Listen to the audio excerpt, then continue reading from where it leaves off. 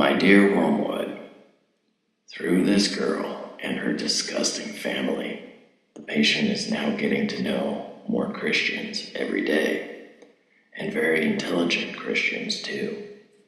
For a long time it will be quite impossible to remove spirituality from his life. Very well then, we must corrupt it. No doubt you have often practiced transforming yourself into an angel of light as a parade ground exercise. Now is the time to do it in the face of the enemy. The world and the flesh have failed us. A third power remains, and success of this third kind is the most glorious of all. A spoiled saint, a Pharisee, an inquisitor, or a magician makes better sport in hell than a mere common tyrant or debauchee. Looking round your patient's new friends, I find that the best point of attack would be the borderline between theology and politics. Several of his new friends are very much alive to the social implications of their religion.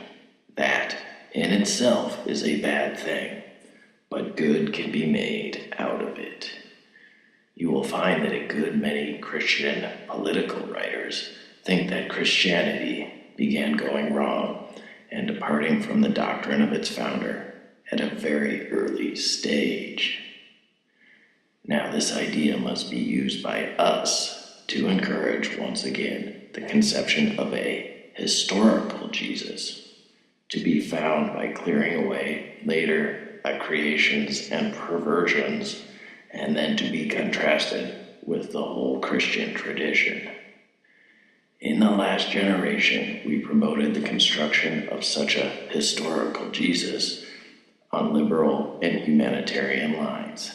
We are now putting forward a new historical Jesus on Marxian, catastrophic, and revolutionary lines.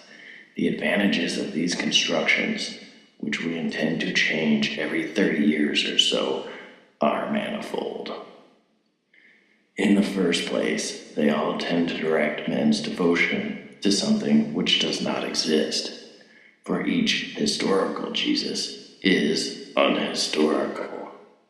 The documents say what they say and cannot be added to. Each new historical Jesus, therefore, has to be got out of them by suppression at one point and exaggeration at another, and by that sort of guessing. Brilliant is the adjective we teach humans to apply to it, on which no one would risk 10 shillings in ordinary life, but which is enough to produce a new crop of Napoleons, new Shakespeares, and new Swifts in every publisher's autumn list. In the second place, all such constructions place the importance of their historical Jesus in some peculiar theory he is supposed to have promulgated. He has to be a great man, in the modern sense of the word, one standing at the terminus of some centrifugal and unbalanced line of thought, a crank bending a panacea. We thus distract men's minds from who he is and what he did. We first make him solely a teacher, and then conceal the very substantial agreement between his teachings and those of all other great moral teachers. For humans must not be allowed to notice that all great moralists are sent by the enemy, not to inform men, but to remind them, to restate the primeval moral platitudes against our continual concealment of them. We make the sophists. He raises up a Socrates to answer them.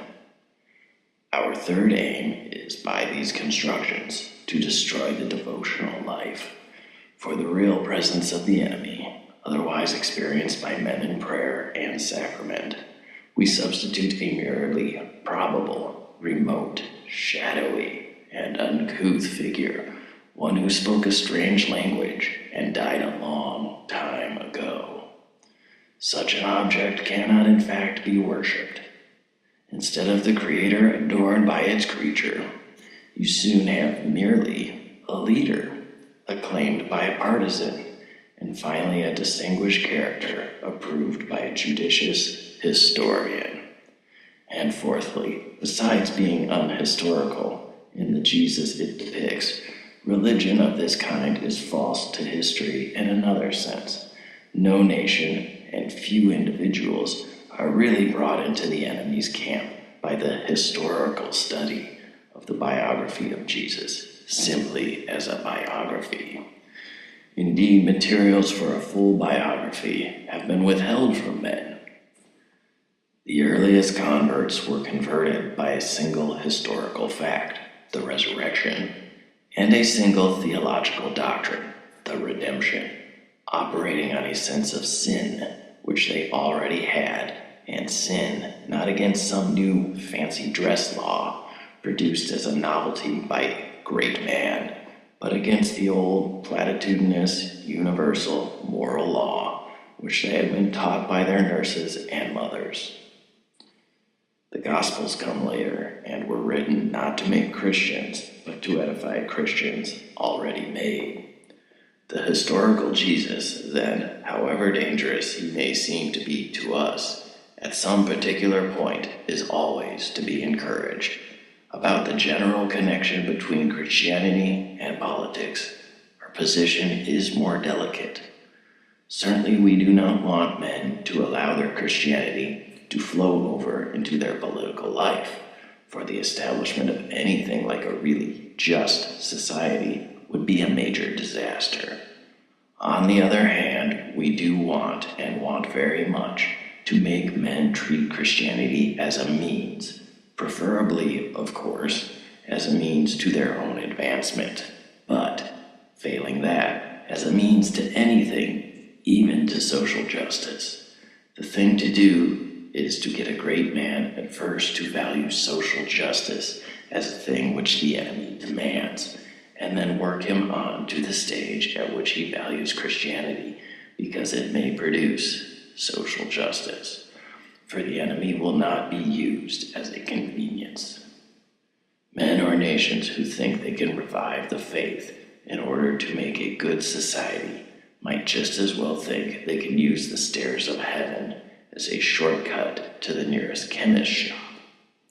Fortunately, it is quite easy to coax humans around this little corner.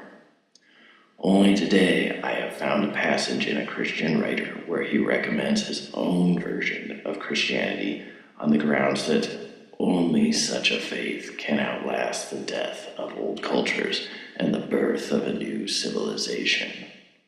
You see the little rift? Believe this, not because it is true, but for some other reason. That's the game. Your affectionate uncle, Screwtape.